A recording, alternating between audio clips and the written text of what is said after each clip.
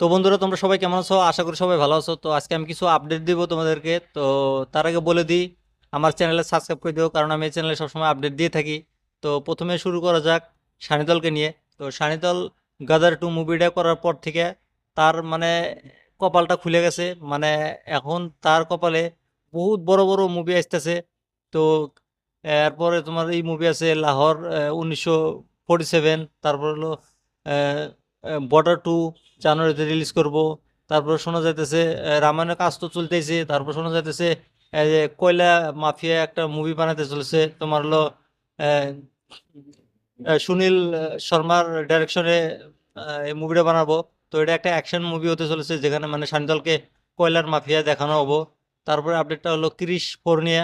তো শোনা যাচ্ছে ক্রিশ 4 মুভিটা 2027-এ রিলিজ করে দেওয়া হবো। তো রাকেশ রোশন বলছে যে মুভির স্ক্রিপ্ট রেডি আছে, মুভির কাহিনীটা। তো খুব তাড়াতাড়ি এই ক্রিশ 4-এর শুটিং শুরু করে দেবো।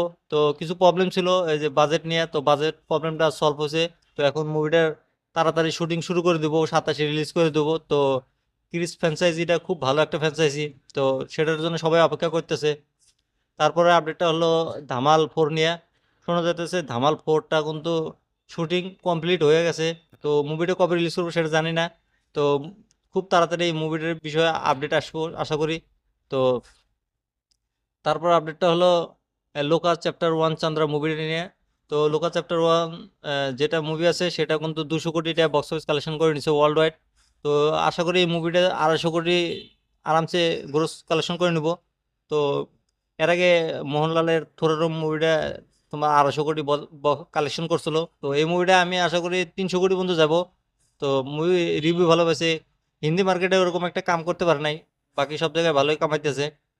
তারপরে আপডেটটা হলো নিয়ে মানে মহেশবাবুর একটা নতুন মুভি এসেছে SSMB 29। তো সেই মুভি থেকে আপডেট আছে মাঝে মাঝে।